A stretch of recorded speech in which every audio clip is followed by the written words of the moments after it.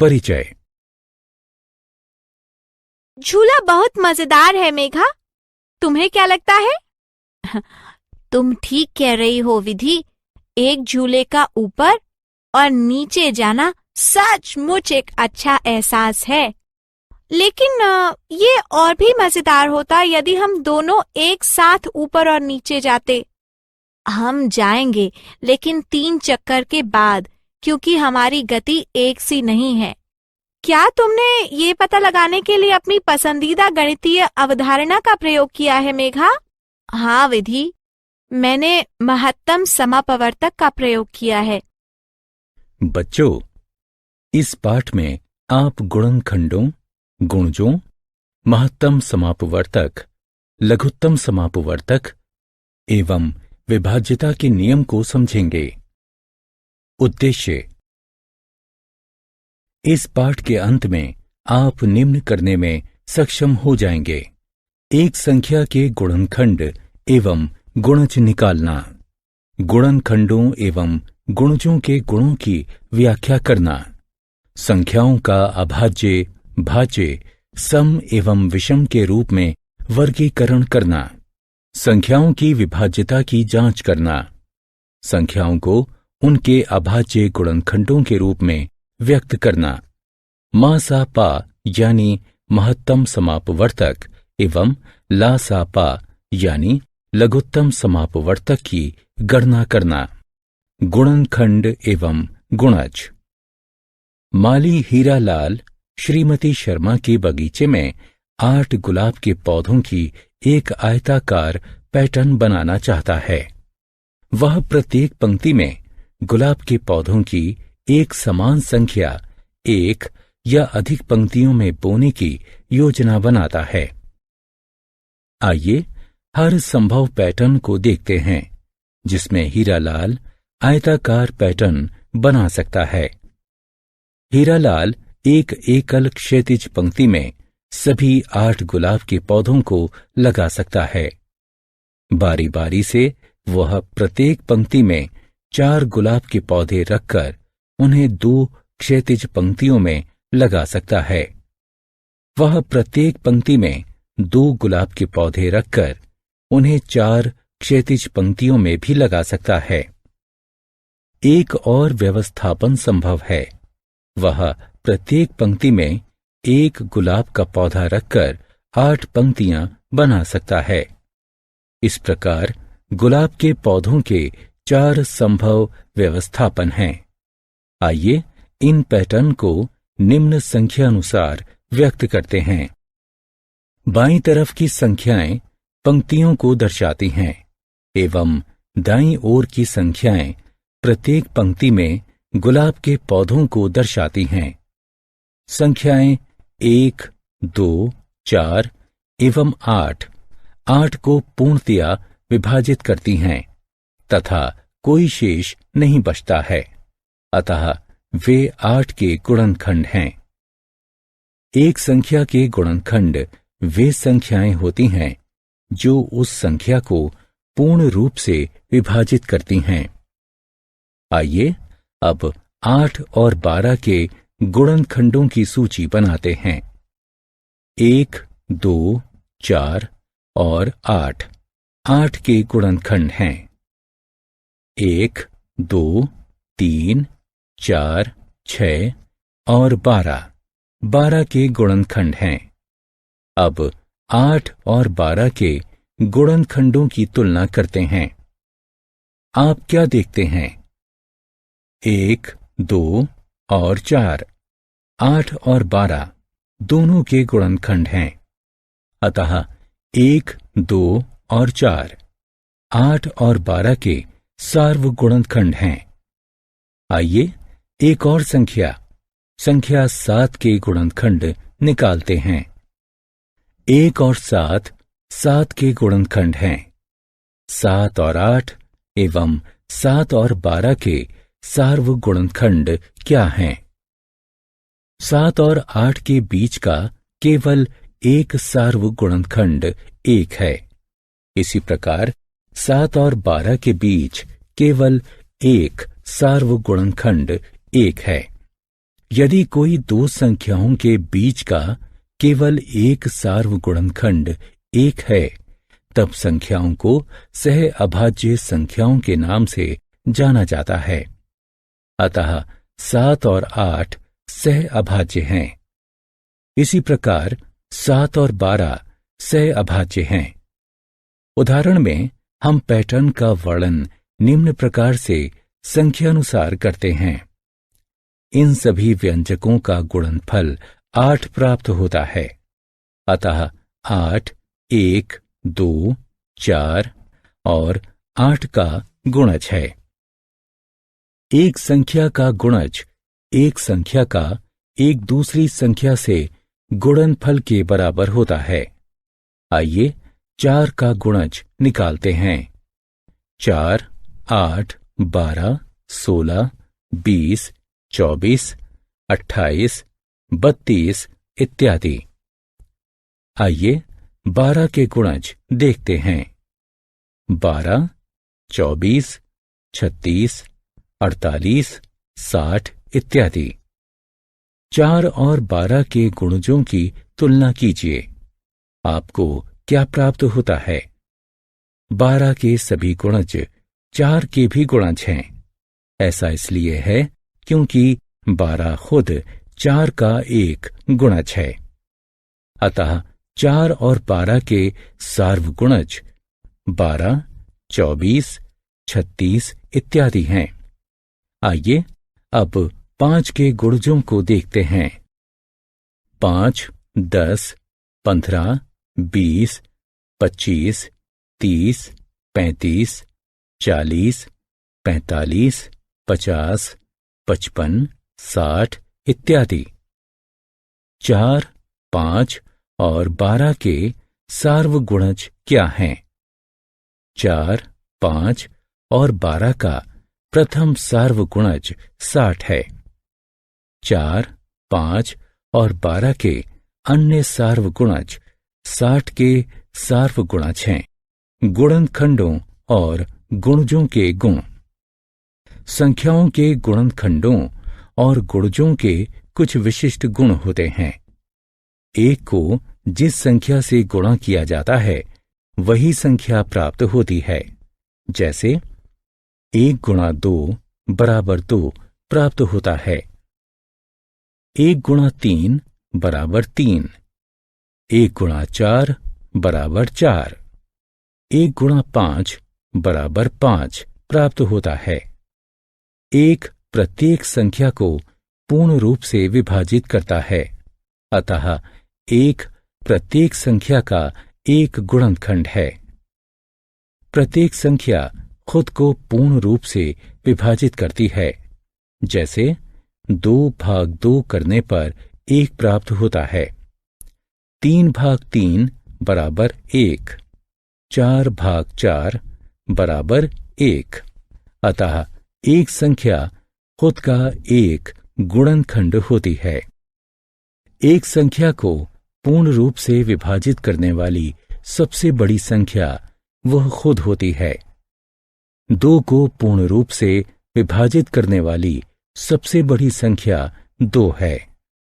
इसी प्रकार 3, 4, 5 और 6 वे बड़ी संख्याएं हैं जो क्रमशः 3, 4, 5 और 6 को पूर्ण रूप से विभाजित करती हैं। अतः प्रत्येक संख्या खुद का सबसे बड़ा गुणनखंड होती है। एक संख्या के गुणनखंड एक और उसी संख्या की बीच की संख्याएं होती हैं। उदाहरण के लिए आइए 36 के गुणनखंडों को देखते हैं। 1, 2, 3, 4, 6, 9, 12, 18 और 36 36 के गुणनखंड हैं। अतः एक संख्या के गुणनखंड गणनीय एवं सीमित होते हैं। एक संख्या का 1 से गुणा करने पर वही संख्या प्राप्त होती है। उदाहरण के लिए 2 गुणा 1 बराबर 2 प्राप्त होता है। 3 गुणा 1 बराबर 3, 4 गुणा 1 बराबर 4, इसी प्रकार 5 गुणा 1 बराबर 5 प्राप्त होता है। अतः प्रत्येक संख्या खुद का गुणज होती है। एक से बड़ी अन्य सभी संख्याओं का एक संख्या के साथ गुणनफल खुद उस संख्या से अधिक होता है। उदाहरण के लिए 2 गुणा 2 बराबर 4, 2 गुणा 3 बराबर 6, 2 गुणा 4 बराबर 8।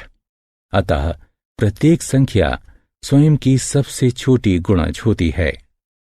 एक संख्या का एक नया गुणज उस संख्या को एक नई संख्या से गुणा करके प्राप्त किया जा सकता है।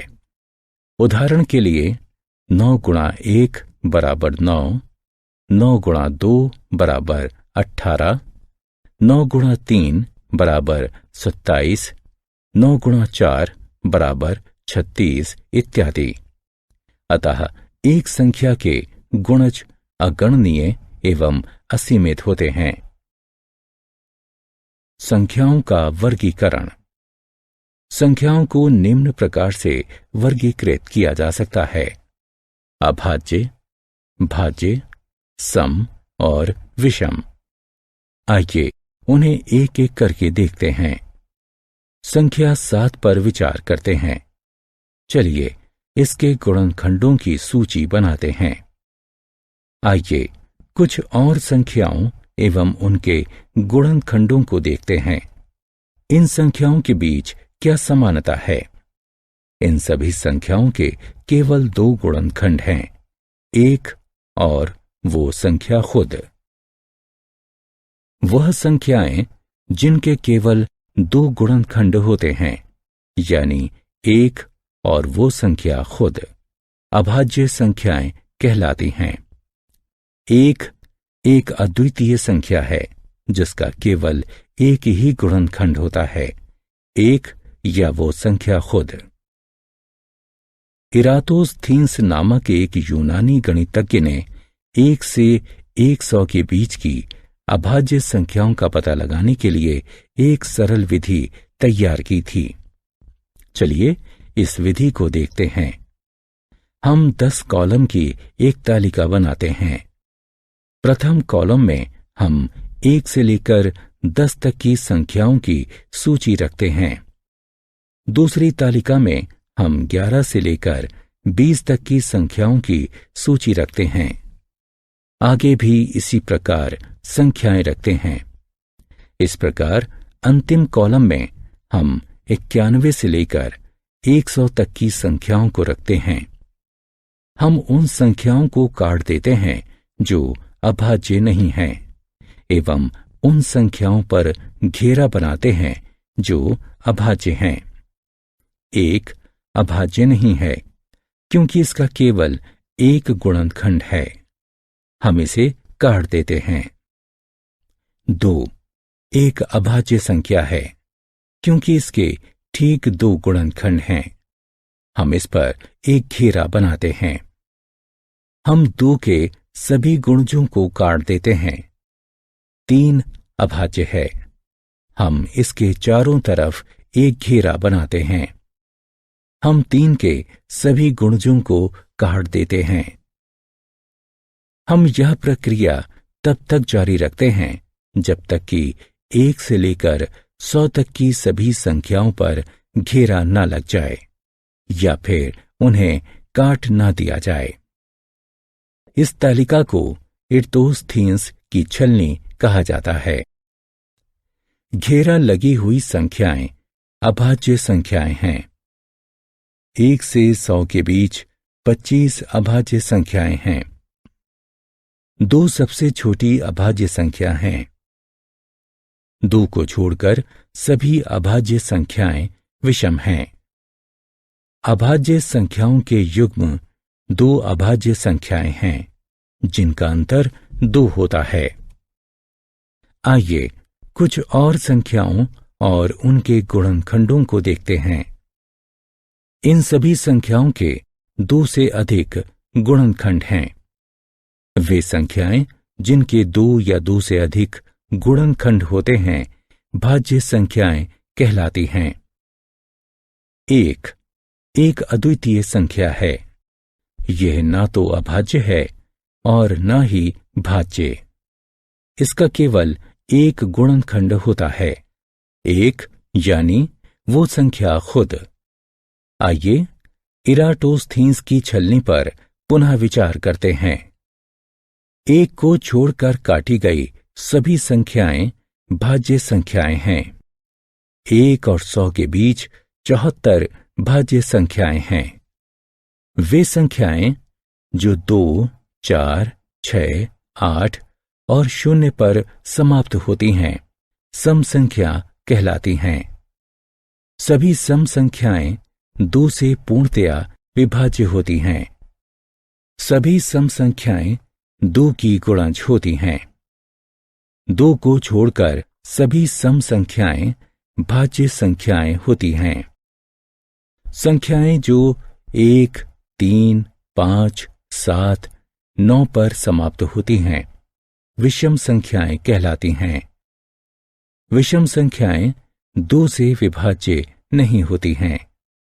2 को छोड़कर सभी अभाज्य संख्याएं विषम होती हैं। विभाज्यता की जांच। एक संख्या दूसरी संख्या से पूर्णतया विभाज्य कही जाती है यदि विभाज्य संक्रिया से कोई शेष नहीं बचता।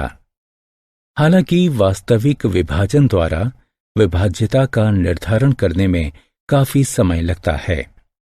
अतः 2, 3, 4, 5, 6, 8, 9, 10 और 11 द्वारा संख्याओं की विभाज्यता की जांच करने के लिए विभिन्न परीक्षणों को तैयार किया गया है।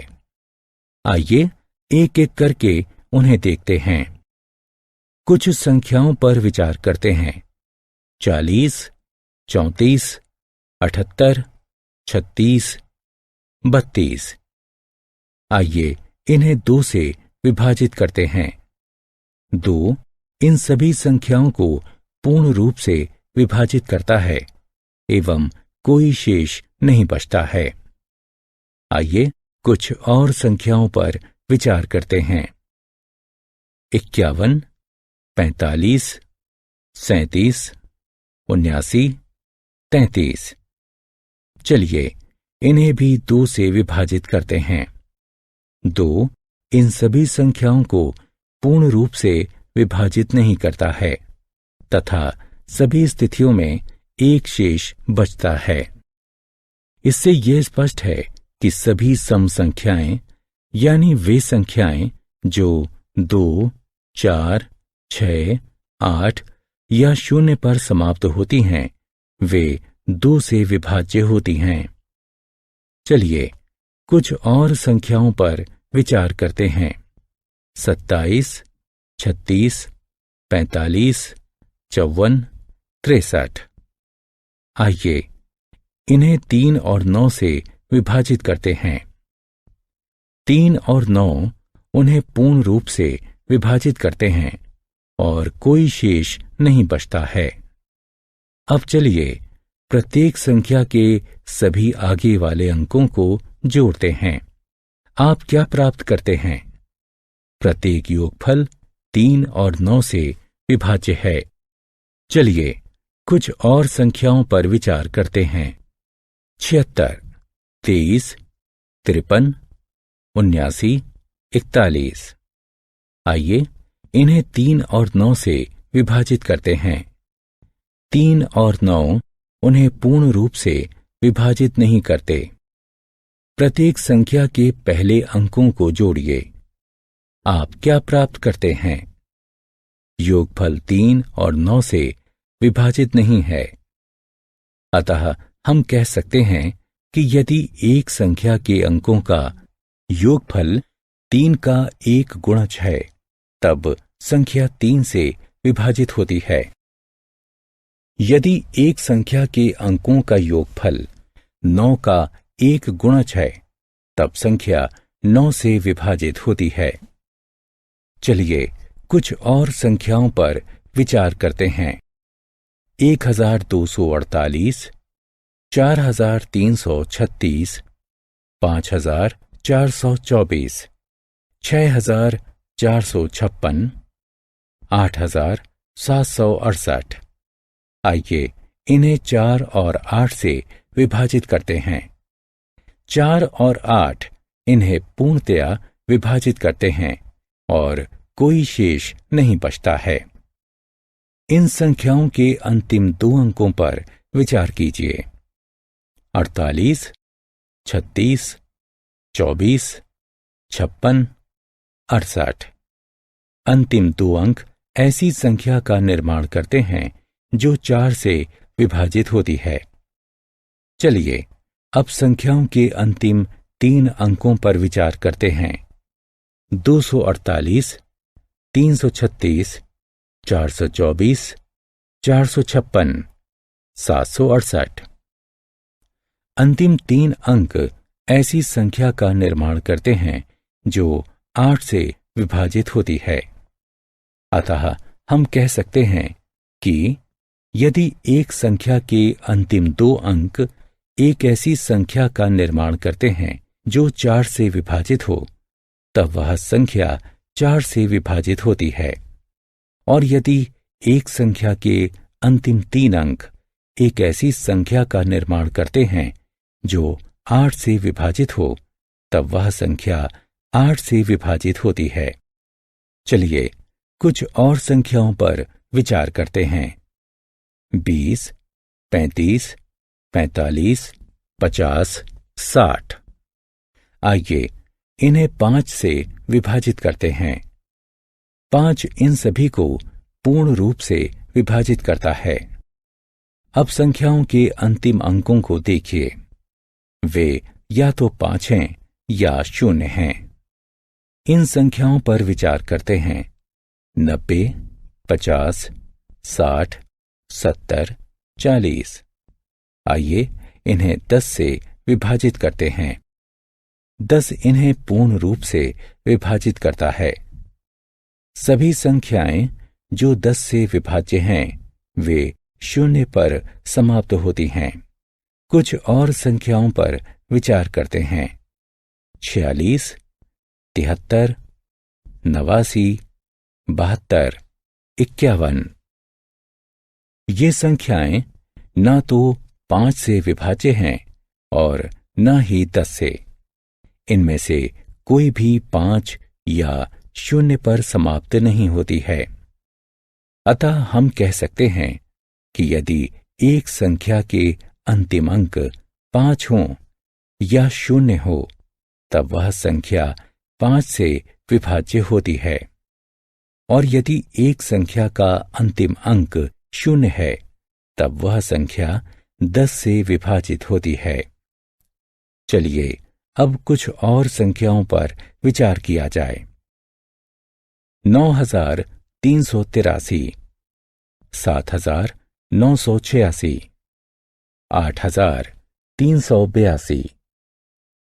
दाएं से शुरू करते हुए विषम और सम स्थानों पर स्थित अंकों को अलग अलग जोड़िए। योगफलों के बीच का अंतर या तो 0 होगा या 11 होगा, जो कि दोनों 11 से विभाज्य हैं। कुछ और संख्याओं पर विचार करते हैं। 4231, 5466। योगफल का अंतर 4 और 1 है, जो कि 11 से विभाज्य नहीं है। अब संख्या 16 पर विचार करते हैं। 8 16 को पूर्ण रूप से विभाजित करता है। 8, 2 और 4 के गुणनखंड भी 16 को पूर्ण रूप से विभाजित करते हैं। अतः हम कह सकते हैं, यदि एक संख्या दूसरी संख्या को पूर्णतया विभाजित करती है, तब इसके सभी गुणनखंड संख्या को भी पूर्णतया विभाजित करते हैं। अब संख्या 84 पर विचार करते हैं। सह अभाज्य संख्याएं 6 और 7 84 को पूर्ण रूप से विभाजित करती हैं।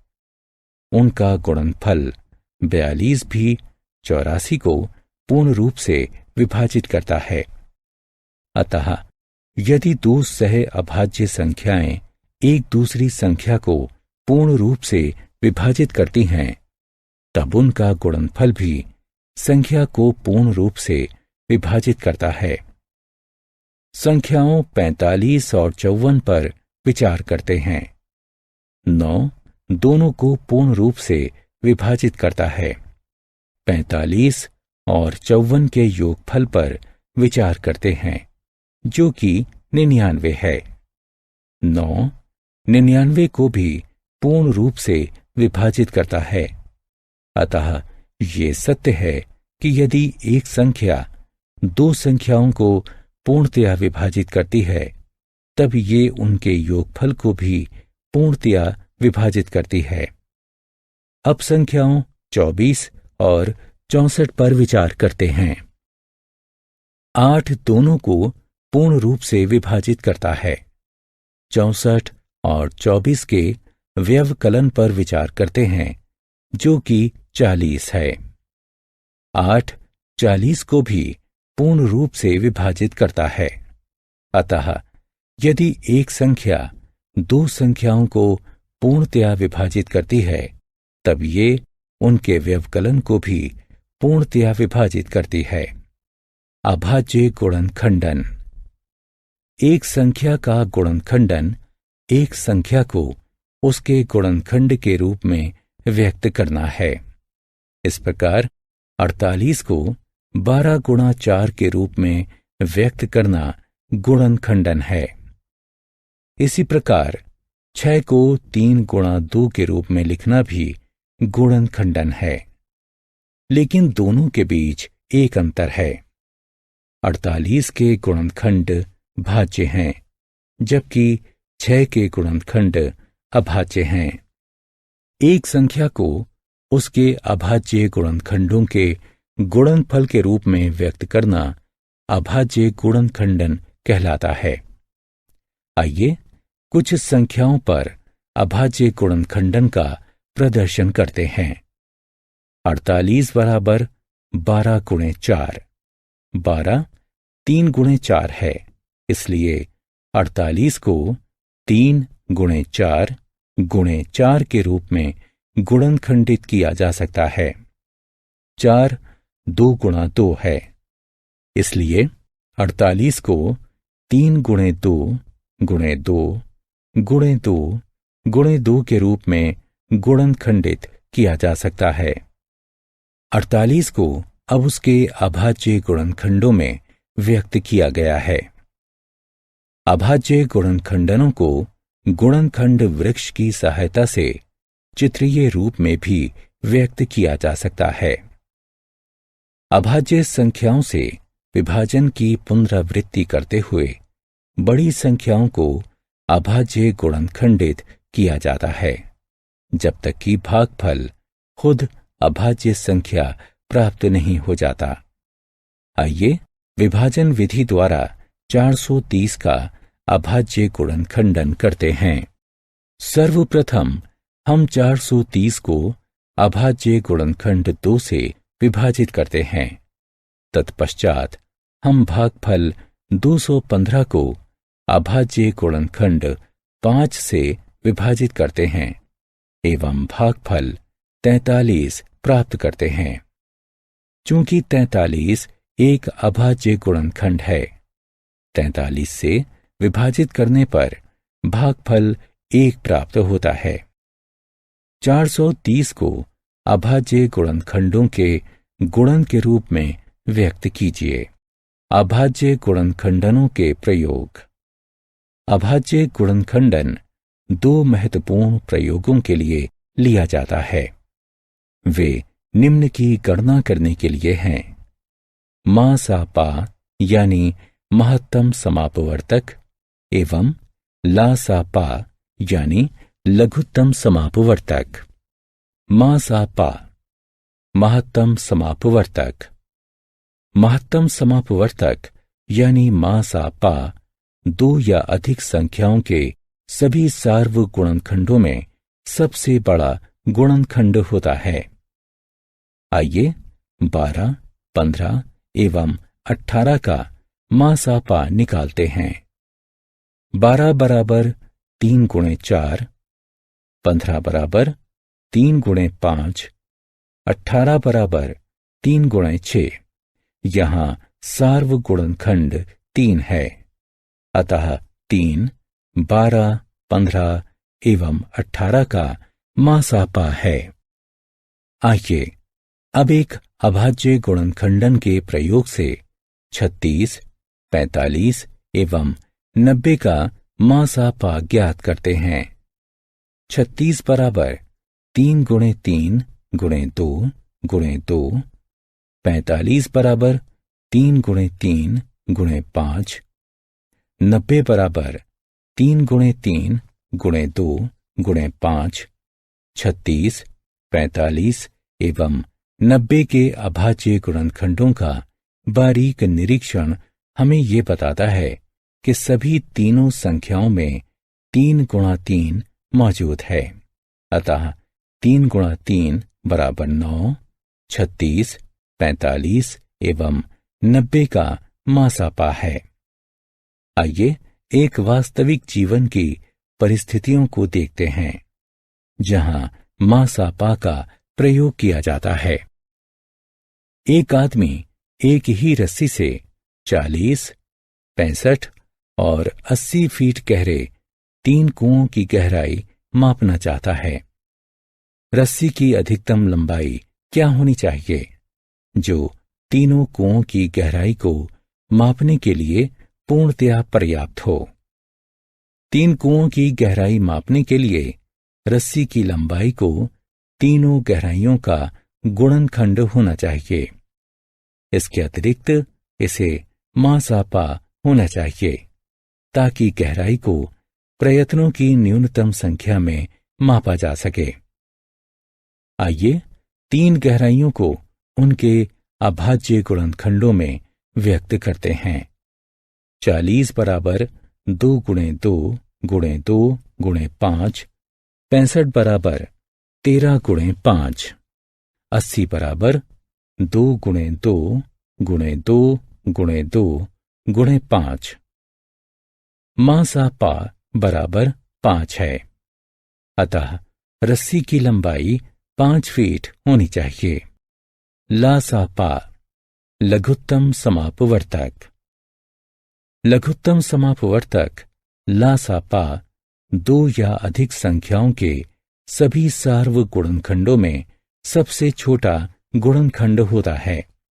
आइए 10, 12 और 25 का लासापा निकालते हैं। 10 के गुणज हैं 10, 20, 30, 40, 50, 60, 70, 80, 90, 100 इत्यादि। 20 के गुणज हैं 20, 40, 60, 80, 100, 120 इत्यादि। 25 के गुणज हैं 25, 50, 75, 100, 125, 150 इत्यादि।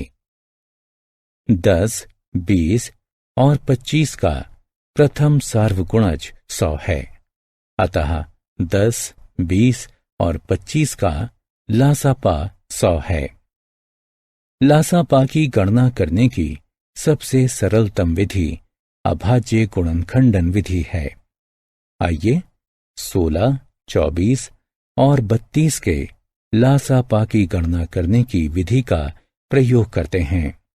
अभाज्य गुणनखंडन विधि में अभाज्य गुणनखंडों से 3 संख्याओं को विभाजित करना सम्मिलित है जब तक भागफल 1 ना मिल जाए।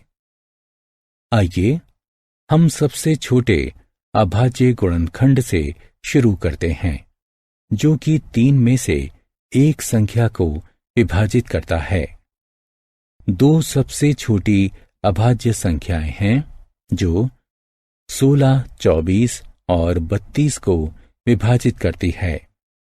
आइए भागफल को 4 और 2 से तब तक विभाजित करते हैं जब तक कि किसी भागफल को 2 से विभाजित करना संभव ना हो। अगला सबसे छोटा अभाज्य गुणनखंड जो भागफलों 1, 3 और 1 में से किसी एक को विभाजित करता है वह 3 है। सभी भाजकों 2, 2, 2, 2, 2 और 3 का गुणा करते हैं। अतः लासापा बराबर 2 गुणा 2 गुणा 2 गुणा 2 गुणा 2 गुणा 3 जो कि 96 है। आइए वास्तविक जीवन की परिस्थितियों को देखते हैं जहां लासापा का प्रयोग किया जाता है। 10, 20 और 25 सेकंड के अंतराल में 3 घंटियां बजती हैं। यदि उनकी पहली घंटी समकालिक थी तब 3 घंटियां एक साथ कब बजेंगी?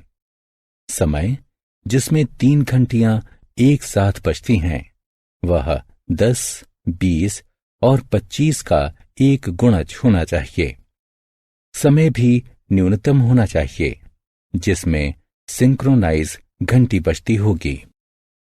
अगला समय जिसमें 3 घंटियां एक साथ बजती हैं वह 10, 20 और 25 का लासापा होना चाहिए। 10, 20 और 25 का लासापा 2 गुणा 2 गुणा 5 गुणा 5 बराबर 100 है। तीनों घंटियां 100 सेकंड पश्चात एक साथ बजेंगी। सारांश। आइए हमने जो कुछ सीखा है उसे संक्षेप में दोहराएं। एक संख्या का गुणनखंड उस संख्या को पूर्ण रूप से विभाजित करता है। सह अभाज्य गुणनखंडों का सार्वगुणनखंड 1 होता है। एक संख्या के गुणनखंड सीमित होते हैं। एक संख्या के गुणज एक संख्या के दूसरी संख्या के साथ गुणनफल होते हैं। एक संख्या के गुणज असीमित होते हैं। अभाज्य संख्याओं के केवल 2 गुणनखंड होते हैं। भाज्य संख्याओं के 2 से अधिक गुणनखंड होते हैं। एक ना तो भाज्य संख्या है और ना ही अभाज्य संख्या है। एक संख्या को उसके अभाज्य गुणनखंडों में व्यक्त करना उस संख्या का अभाज्य गुणनखंडन कहलाता है। महत्तम समापवर्तक मासापा 2 या 2 से अधिक संख्याओं के सभी सार्वगुणनखंडों में सबसे बड़ा होता है। लघुत्तम समापवर्तक लासापा 2 या 2 से अधिक संख्याओं के सभी सार्वगुणनखंडों में सबसे छोटा होता है।